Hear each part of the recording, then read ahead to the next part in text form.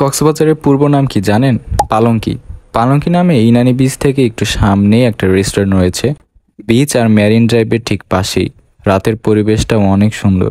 যে এত মজার মজার নাম আছে, এদের যদি আপনারা না দেখেন মানে দেখেন কি হাসতে হাসতে মরবেন।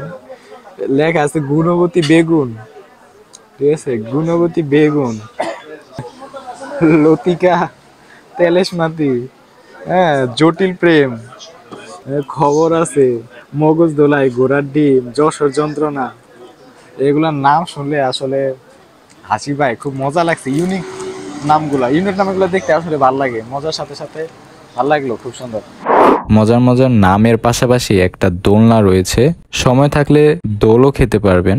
তাছাড়া লাইভ ফিশ বারবিকিউ রয়েছে, ইচ্ছে মতো মাছ পছন্দ করে ফ্রাই কিংবা বারবিকিউ খেতে পারবেন। রেস্টুরেন্টের ভেতরে কয়েকশো বছর আগের ব্রিটিশ আমলের একটি দরজা আছে, এটা নাকি নেপাল থেকে আনছে। টেবিলে কাচের নিচে নানা রঙের ঝিনুক আর শামুক ছিল, বোঝা যাচ্ছে রেস্টুরেন্টের মালিক অনেক শৌখিন। আমরা বেশ কয়েকটা আইটেম নিয়েছি, যেমন লইট্টা ফ্রাই, পাহাড়ি মোরগ, ভেটকি পাতুরি, হারিয়ালি কাবাব, আর কয়েকটা আইটেমের পরোটা আর নান ছিল, যেমন লাচ্ছা পরোটা, তান্দুরি পরোটা আর বাটার নান। ফার্স্টে ট্রাই করলাম লইট্টা ফ্রাই, প্রচুর ক্রিস্পি, হয়তো কর্নফ্লাওয়ার বেশি দেওয়ার কারণে ঠান্ডা হচ্ছে আর সাথে সাথে শক্ত হয়ে যাচ্ছিল। এরপর পরোটা দিয়ে মুরগির আইটেমটা ট্রাই করলাম। মেনুতে এই মুরগির নাম ছিল কক্সবাজারের টারজান। টেস্টটা একটু ডিফারেন্ট, বেশ ভালো ছিল। আর আমার পাশের লোকটি ছিল একটা ইজি বাইকের ড্রাইভার, যিনি আমাদেরকে ইনানি বিচে নিয়ে আসছে, তাকেও একটি ট্রিট দিয়ে দিলাম। এরপর ভেটকির পাতুরিটা ট্রাই করলাম, উপরে সরিষা দেওয়া, কলাপাতা আর ফয়েল পেপার দিয়ে মোড়ানো।